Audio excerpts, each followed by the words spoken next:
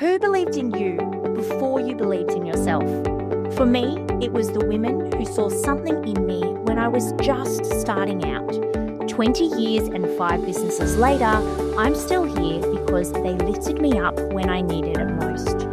I'm Tania Gomez, and this is She Shapes Tomorrow, brought to you by Tania Gomez Consulting and Kismet, proudly sponsored by SN Services.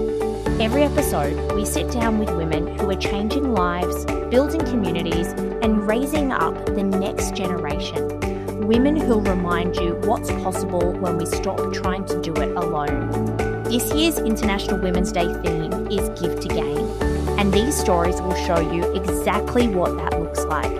Let's get into it. Welcome to She Shapes Tomorrow, the International Women's Day podcast. I'm Tania Gomez, and today I'm joined by Eve Broeland. Eve is a productivity expert. She helps leaders understand that overwhelm is a systems issue, not a personal failure, by focusing on cognitive capacity rather than just outputs. Eve helps professionals move from constant reactivity to calm confidence, teaching that clarity precedes power and recovery is a requirement of high performance. Welcome, Eve. It's so lovely to have you here today. Thank you, Tania, for having me. It's awesome. Yeah, I've been really looking forward to this and to hearing you speak at our International Women's Day, because I think, you know, I've read your book I'm reading your book, and I really feel that this whole message of women, especially high achieving women, blaming ourselves for either not getting enough done or not being further ahead or really kind of being addicted to this busy life is just so relatable. And, you know, as I've been reading your book, I feel like perhaps you're just writing for me as far as, you know, trying to tell me that I'm doing too many things and I need to be a little bit softer on myself. But it's a really important message, I feel, especially for business women, or even just women that are balancing work and life and children and all of the expectations of what we're trying to achieve in a day. Yeah, absolutely. Well, I relate to what you're saying. I've definitely felt it. I still feel it too. I think we all want to, you know, do so much and achieve so much. We have so many hats on, and it can just sometimes feel like too much. I need to check on my book if it's not too judgy for you. No, not at all. I no, it's not too judgy at all. There's also another author and podcast that I listen to called Kate Northrup. She's an American lady, and her book, I kind of felt the same thing. Her book is called Do Less, and I do think she's writing it exactly for me. And I've tried really hard to do less in the past, and I have her diary that I use each year. But it's a similar message about, you know, simplifying, and you know, you're a productivity expert, and it's kind of a similar idea, right? It's almost like the 80-20 principle of, you know, focusing on what's actually going to give you the results as opposed to trying to do all of the things all of the time. Yeah, absolutely. I feel like it's so easy to get caught up. So there's a few things I probably need to explain a little bit more if you allow me, because our environment is so designed to have this constant stimulus. There's constant more. There's something that will draw your attention away. So what our brains actually are doing are getting very used to that type of working. And then we have our own internal drives and motivations. Like, we all want to do better. We want to be a better role model. We want to be a better partner. We want to be a better colleague. We want to be a better leader. We want to be a better wife, husband, mom, all of that. So it's a two-edged sword that is really tricky for us to really navigate through. And you're right, it is very hard to actually go and do less. I actually say it in a different way, where we really have to be mindful, because adding is easy, but eliminating is hard. So if you think about, I always use the analogy, if you go out shopping, and let's say you buy a jumper. It's very easy just to go, oh yeah, cool, nice jumper, and I'll buy it. But as soon as you've got the jumper in your wardrobe and you would start decluttering, you have 5 reasons of why you will not get rid of this jumper. You will go, oh, well, maybe I'll buy new jeans or something, and then it will go with that. Or, maybe I need to just keep it for when it gets really, really cold over here. Or like, there will be so many reasons of why we keep it, but we actually are not that diligent before we let things in. So if it's already in your peripheral, if it already is an option, it's very hard for us to then eliminate. So I just go, be very, very mindful before you start adding, because the eliminating part can be quite tricky for us. Yeah. Why do you think it is so hard for women to say no to people when we're asked to do things? I find that's interesting because, well, one thing I definitely don't want to do is I don't want to generalize. What I see is either women have a lot of goals and aspirations.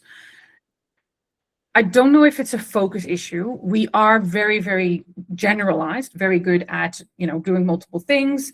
We are also, again, generalized, stereotypical, the person who's planning the most, we're like, we see things more. So there's a lot more already that we have to manage on our load anyway.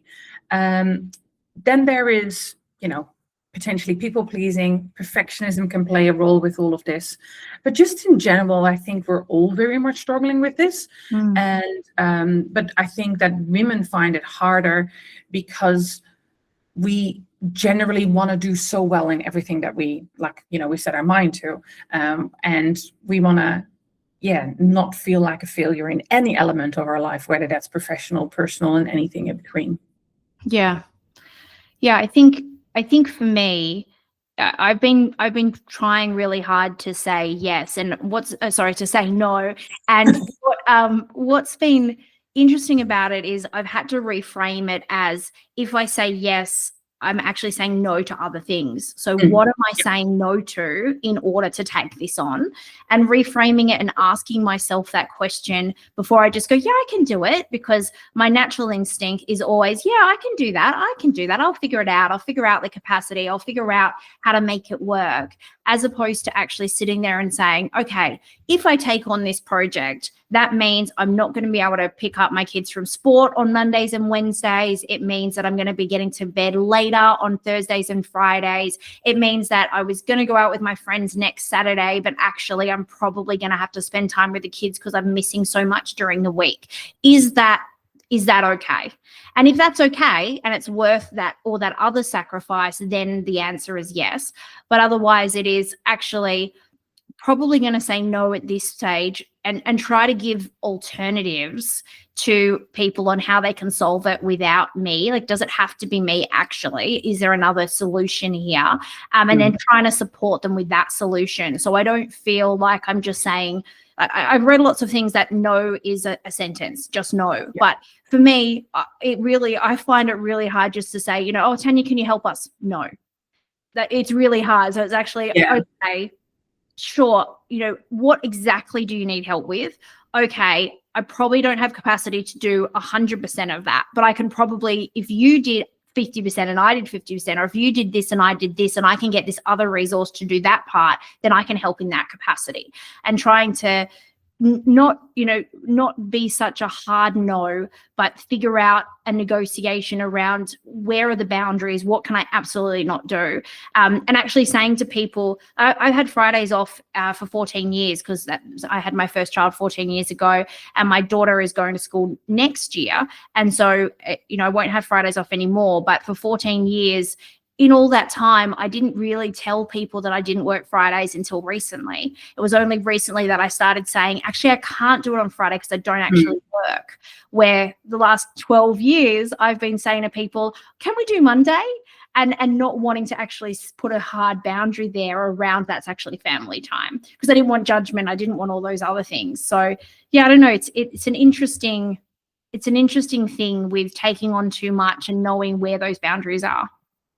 Yeah, I'd say some people are definitely, I'm very good at saying no. It must be my Dutch background or anything like that. But it can be sometimes harder for us to do that. And I agree, no is a full sentence, but we still feel we would want to potentially justify. Now, try to not go into the justifying mode, but just maybe explain. So what you felt like about your Fridays, you don't want to go and justify and like why you're doing that and why that's important to you, but just explain like, I don't work on Fridays, and I have other things I'm managing at that point in time. That's enough. Now, also for people who are struggling with saying no, there's two things I would suggest to go and start doing. Well, there's actually a few. First of all, have potentially some sentences ready that you would use to say no. So actually have a different way of framing it for yourself and going, maybe you want to say, I'd love to help you, but right now where I'm sitting, I don't have capacity for that right now. I have, I'm full, or it just doesn't align with where my goals and objectives are right now. So anything like that would be a much nicer sentence for you rather than saying no.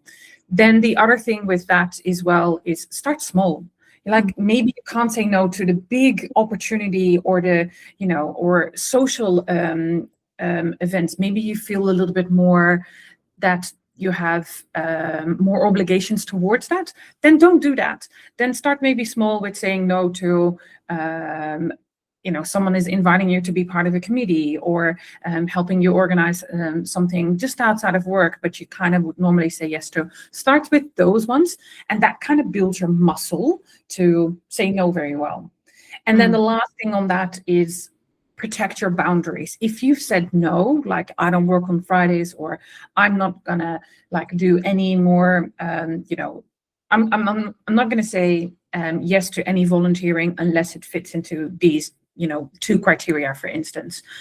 Protect those boundaries, because once you don't do that for yourself, and yes, you can ask other people to support you with that, you kind of lose your own trust, because once you let go of those boundaries, it starts nagging away from your own, the trust that you're building in yourself. So really, start small, have some sentences ready, and really start honoring and protecting that, and then enjoy it. Actually enjoy it, because we're really, really good at feeling guilty. We're really good at then going, oh, I should have done that. Actually, I could have done this. If I think about it now, oh, I'm kind of missing out. No, just really enjoy that you've got very clear decision making and boundaries in place, and that it just supports you. And then just enjoy potentially doing nothing for a little bit. Yeah, that's really great advice. I'm really curious about your background as far as, firstly, I guess, what is a productivity expert, and how does one become a productivity expert? Yeah, so for me, it all has to do with, we want to do well.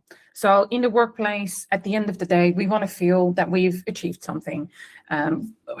We all want to tick things off our to-do list. And so at the end of the day, whether that's very output orientated or very result driven, but anything that leads to that point, that is what I help with. Now, there's a lot of people talking about productivity, and it's for very, very good reasons, because we're all struggling with this, because we've got too many distractions, too much workload, and just too much overload in general. But where I really focus on is that there's more than what we can just see. So if you think about productivity just as like, what's on my to-do list and my, my time management, I feel that there's so much more to it, because there's actually two things missing in that equation. One is really where we're sitting with our mindset and what's actually going on in our head. Maybe we've got personal challenges. Maybe there's other things that take away our mental bandwidth. And on the other hand, also our energy. Like some days we're just more productive than others. And actually acknowledging that there's so many things that happens behind what we actually can see. And sometimes with that productivity, we just focus way too much on that top bit and what we actually, like, the tip of the iceberg, what we actually can see. And I'm really helping to balance between both. So it sits between productivity and mental well-being. And you studied you had a career previously as an environmental manager. How did you go from being an environmental manager to seeing, I guess, the gap around productivity, and then deciding that is something that you wanted to move into? Okay, so I'm not going to take you back to biology class, but if you really think about it, the term an ecosystem? Yes. Okay, so an ecosystem is like, if you look at it, the whole system in itself, how is that really operating? And as an individual, let's take we're just a tree in the middle. We need to operate very effectively in that ecosystem. So for me, I started looking at it from like almost that top view from the outside in, and went like, how can we operate in our environment better? Because there is so much going on. There's like, chaos and new tools and, as I said, constant distractions and input and all of that. And I went, there must be a better way. There must be from a different angle. How can we really look into this? How can I actually really support people? Because also, I was really struggling. I am very happy that I don't work in corporate anymore, but the people and the clients I deal with, they work in that space. And it is a really, really challenging space to work in. Besides that, the workload is a lot. Again, the expectations we put on ourselves can also be really high. So trying to manage both of those elements is really challenging. So I went and did like a ton of research, and environmental science actually is just looking at it from multiple. It's almost like the saying, like, you cannot solve a problem with the same perspective as you're looking at it to find a solution. That's kind of what I did as well, is we need to come from a different angle. Just another, time management tool or, productivity hack isn't going to cut it. We need to look at it and strip it almost down and really look at the problem itself. So I looked into angles of environmental science, complexity science, cognitive psychology, productivity management, Eastern philosophy, all of those things to go, we need to balance this out better, because a lot of people are struggling, and even if we're not, it's such a big concern because it is going to really impact how we operate. And if we keep doing that, I am very concerned how that's going to look like for us in the workplace in 5, 7, 10 years from now. And our brains are not designed to cope with all of this input. Yeah. And your last book was around cognitive capacity, and you talk about how our cognitive capacity is under attack from all of this input, as you put it. What exactly is cognitive capacity, and why have you decided that is a problem that you need to be tackling? So cognitive capacity is our mental bandwidth. It's what you literally have capacity for and what goes in your head. Sometimes we look at our capacity as what fits in the calendar, right? If I do this, then some things need to give, or I'm maybe trying to squeeze in something more. The cognitive capacity I found is such an interesting space because a lot of things happen to us without us even realizing. And our mental bandwidth, our cognitive capacity, is actually limited. Perhaps you've heard of the word decision fatigue. So yes. What it actually means is that when at the end of the day, you have a limited amount of capacity to make decisions. And once you reach that, the quality of your decisions or the speed that you make decisions with, or even for you, the ability to make a decision really goes down. And that is a telltale sign that you've actually reached your capacity. There's a big reason why, for instance, Barack Obama only had 2 different color suits. He had multiple suits, but he only had the very dark gray ones and the navy blue ones, and that's the only ones he wear. It was a decision he didn't want to make any more beyond that. He was like, I want to simplify everything else and actually have capacity for things that really matter. Now, another real thing about our capacity, because it's limited, it's like we talk about information overload. And information overload, what it really is that the amount of input to your system, which goes in here, in your head, has reached this capacity. So once we have actually reached that, that's when our decision-making, our information processing, even our enjoyment, our personal satisfaction all goes down. So when we're in that space, it really is about how can we move and do less, as you said, and actually be in that space where we do have capacity. Yeah, okay. Yeah, so I think that's really interesting. And do you think that the reason that it's such an issue now is just the increased demands because of technology? I think, yeah, technology has a big thing to do with it. We're also just trying to squeeze more out. It seems like we're all just becoming much more efficient. There's much more tools. We're much more efficient in all of it. But yeah, technology has a big thing to do with it. Apparently, we nowadays read the equivalent of 145 newspapers. Like, and those rates are also going up. We produce so much data now, and it's only going up exponentially. And we have these wonderful devices, mobile phones, and they constantly keep it's this constant input, and we didn't have that before. And we have to find almost like a new norm in it, right? How can we, and we all get told, don't, doom scrolling. Apparently we scroll up. Did you know we scroll about 2 kilometers a day on average? I know. But they're also very well designed to, give you that endorphin rush to, get you addicted to it. And, we got told, don't be on your phone for the first hour of when you're waking, and the hour before you go to bed to wind down, and we all still do it. And it really is that become the challenges that we're being, they're so clever, and they're so well designed in all of these, the apps and everything on it. Netflix even. There was the Netflix CEO several years ago in an interview. He said, the only thing we're actually competing with is your sleep, and we're winning.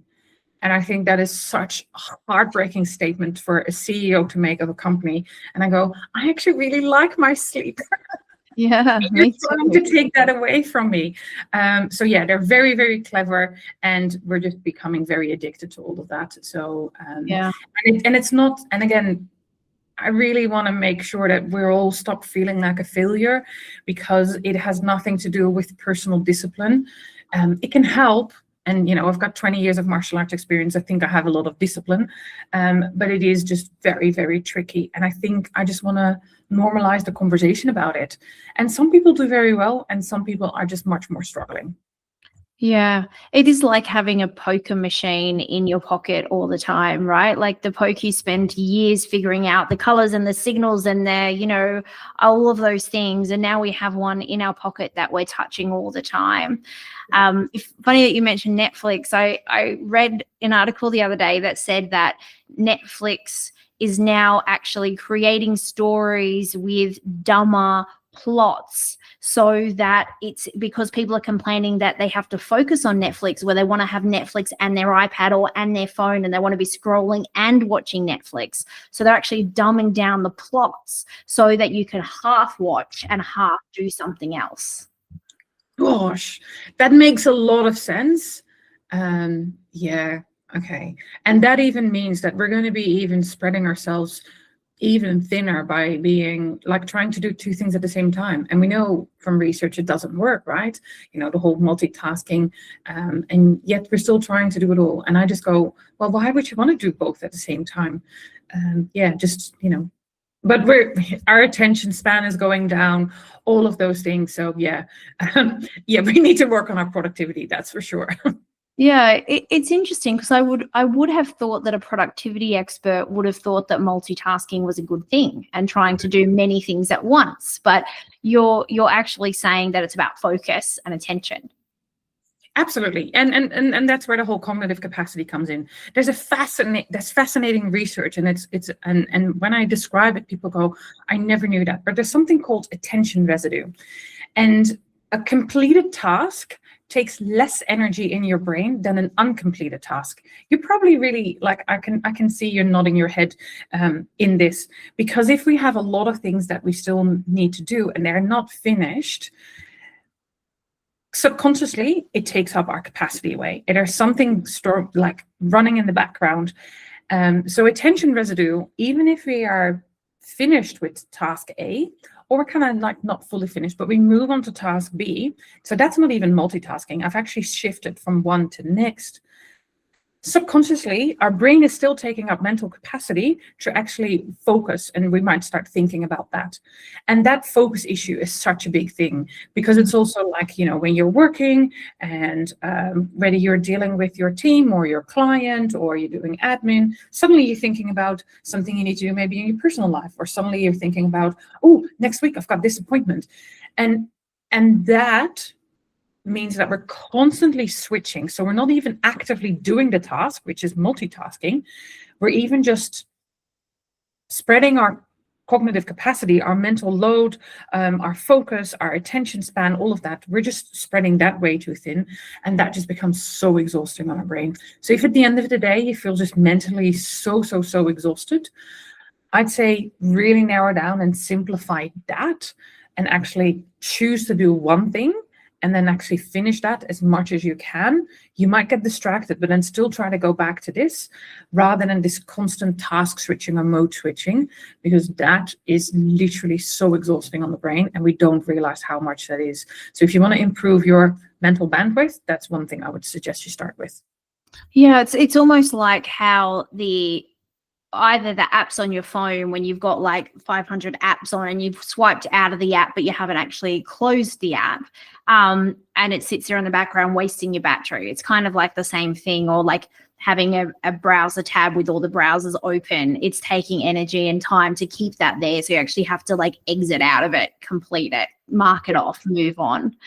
Yeah, that makes a lot of sense. I find that quite a lot, that I'll jump from client meeting to client meeting. And I find that it's not until I sit down at the end of the day and make sure I close down all of those, make sure the notes are all in the system, make sure that I've, done any admin that's required, that I can actually then close it off and move forwards.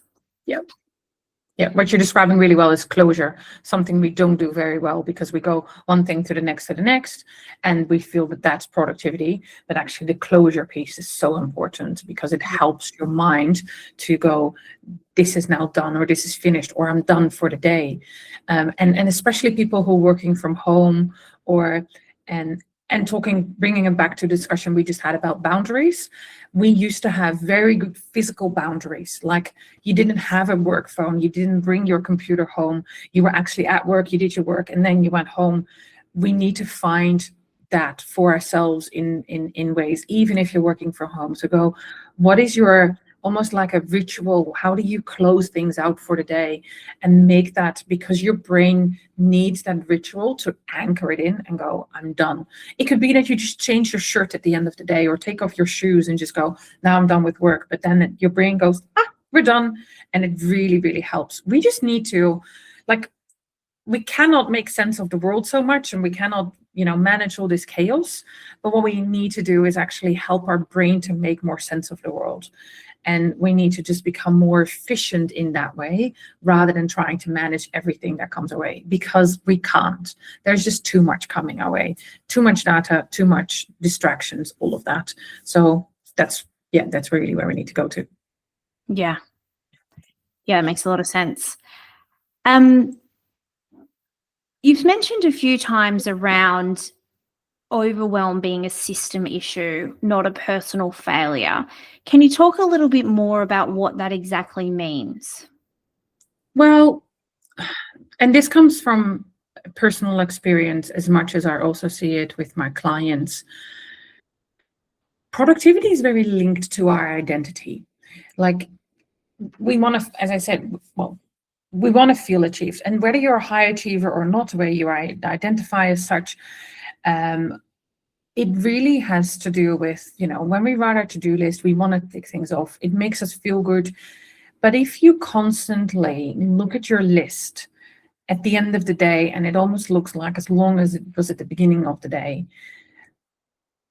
it can really impact our self-esteem. And I have really felt that as well, where it must be me, and I haven't done enough, and I'm not good enough. And here I go again, and I start Monday morning, and the list is pretty much the same as what I felt like, at least on Wednesday last week. And that really does something to us. It can be really disheartening. And if we actually don't realize that the entire, remember what I said about like an ecosystem, the entire system is impacting us, whether we realize it or not. And of course, we have an absolute personal accountability and responsibility in this. Like, that's what I really teach people.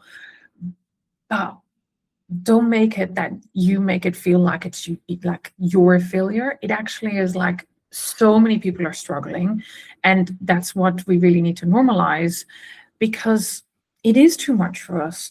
And maybe it might not be looking in your output, and maybe you're doing really well at work, but maybe you're just a less patient person at home, or maybe you don't have time for your entire social life, or maybe you just feel like you're just so exhausted and you're running, like you're burning the candles at both ends and all of that.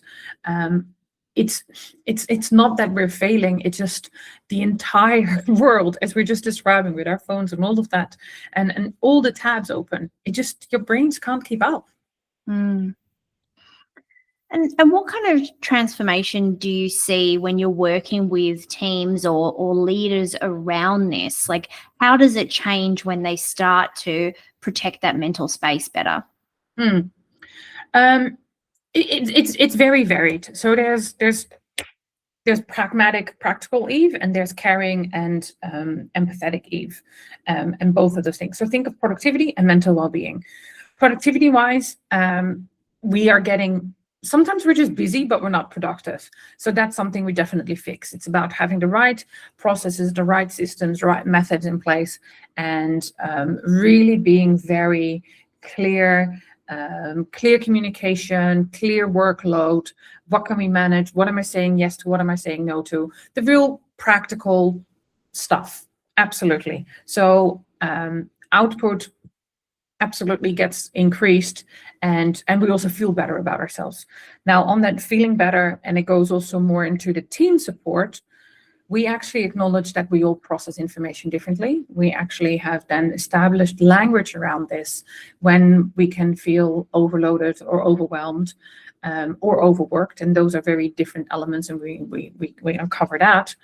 And also understanding when people would be struggling and how that would show up. And some people are just more, anxious and stressed, or and how can we help those people? Or maybe there's some perfectionists in the team, or maybe we need to help them protect their boundaries. And also from the people who potentially are doing well, are they really doing well, or are they just showing that they're doing well? And that really where that sits in that mental well-being space, and where we can support each other in a much more holistic way, almost, if that would make sense. And then those two things really enhance our productivity. The International Women's Day theme for 2026 is Give to Gain. What does that theme mean to you, both personally and professionally? I'll start with professionally first. And I really feel that the cliche really is true. We cannot pour from an empty cup. So I'm such a strong believer in the boundaries and understanding that we have got this limited amount of capacity. So we need to be very mindful of, again, what we're saying yes to, and whatever cause we're choosing to also contribute to on a professional level is really about aligning that with your values, and aligning that where you can really contribute to the best way possible. And then on a personal level, like, I'm very mindful of what I'm saying yes to. And again, I do that in line with my values. For me, a strong thing that I'm heavily involved with is our martial arts world, pretty much. So I run a martial arts school with my husband. I've been practicing this art for about 20 years. Well, not necessarily this art, but I've been practicing martial arts for 20 years. And community, for me, it is about, giving back, about helping people, about showing up in your best possible self, and sometimes also not, and then really having that support around you. And it might also be because I immigrated to Australia 18 years ago, but like, I don't have family here. And I think the big thing that we can all do is really support each other much better. And it doesn't have to be on a grand scale. Like, your platform can be really, really small, and it can just be your family, or it can just be your small neighborhood. And for me, that's the wider martial arts community, and anybody who would, come in and join that, or potentially where we can really enhance that and bring that out to other people around, women's self-defense or anything like that. But whatever your platform is, just try to really make a difference there. And I think for Give to Gain is really about that human connection. And that really is, for me, where that comes in from a personal level. Yeah. I think you said that really well. When you look at the expert you are today, what would you tell a younger version of yourself who believed that caring meant absorbing more? Let me explain the caring but absorbing more a little bit. So I think we sometimes care too much. So I work with a lot of people in the health industry and not-for-profit, and also my background in environmental science. We have a real big value-based part of our work, and we really care for the work that we do. And no disrespect to the accountant who's listening to this, or whoever works in another space, but I really feel that people who, either when we're dealing with something like our natural environment, or being a voice for people who don't have a voice, or in that health and caring space, it's when we care too much, we think about more and more and more. Like, we feel like we have to do more. And what I would say to my younger self is actually care less. And it sounds really, really almost contradictory to do that. But we just sometimes have to protect ourselves in that space. And I have definitely tried to do it all, and that way caring, but and then absorb more and do more and do more.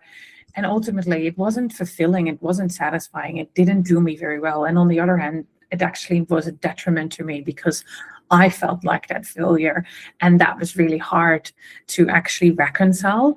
And so, if I could go and talk to, I wouldn't say like my younger self, but definitely the one that was, ambitious, going into uni, finishing uni, all of that, trying to move up the career ladder, just be really clear to yourself in what enough means, and then just be okay with that. Yeah. I love that. When you said that women lead with intention and decisiveness, the whole world changes. What do you mean by that? And what would be your message to women around leading with intention? So I think intent will set the tone for everything. It's how you show up. It's the energy you bring. It's like, for me, showing up for this interview, I can go, oh yeah, I've got a few things on. I'll fit this in. Or I can be really, really present. So think back about the conversation we had around like our focus, our attention, our mental bandwidth.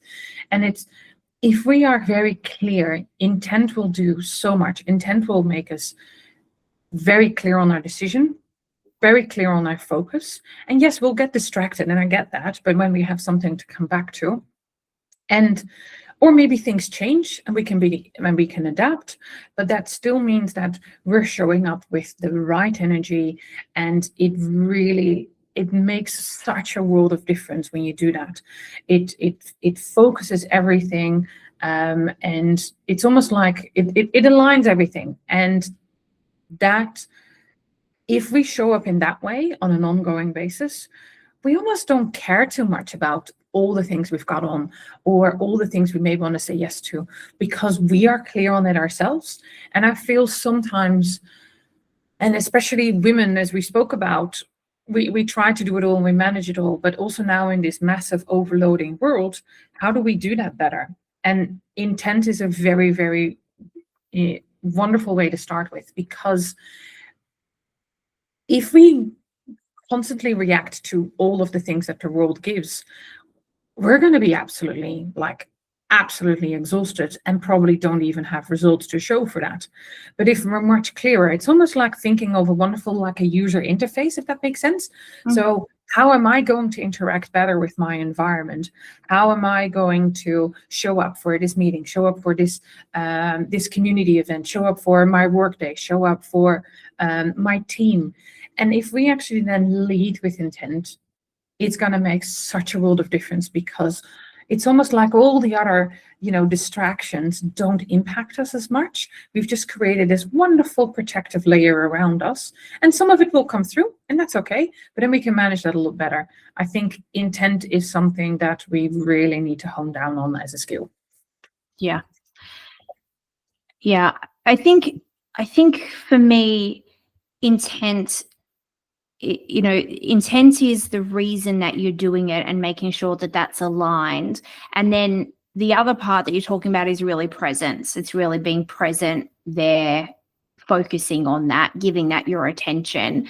And I feel that that's the part that's really hard, because it's easy in the moment to say yes to things, but then when that arrives, there's 50 other things that you're dealing with. And I notice this most in myself when I'm, if I take the morning off to take my daughter to swimming lessons as an example, but then while she's swimming the whole time, I'm doing work on my phone.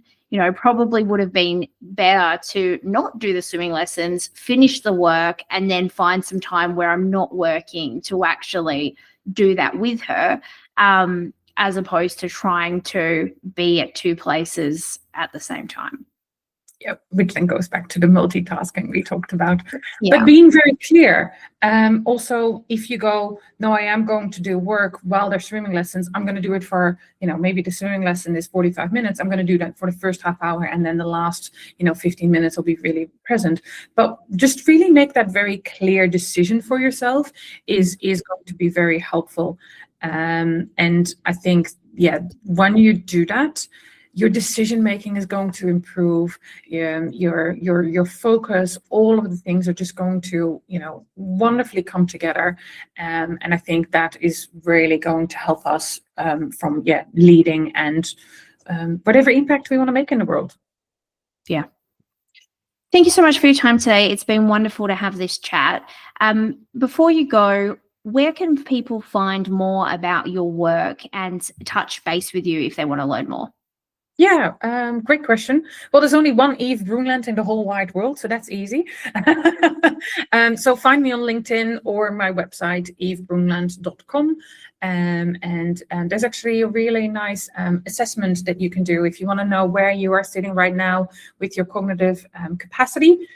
There's a quick, only 15 questions, going to take you a couple of minutes to realize where you're actually sitting, which might be really insightful and helpful to do.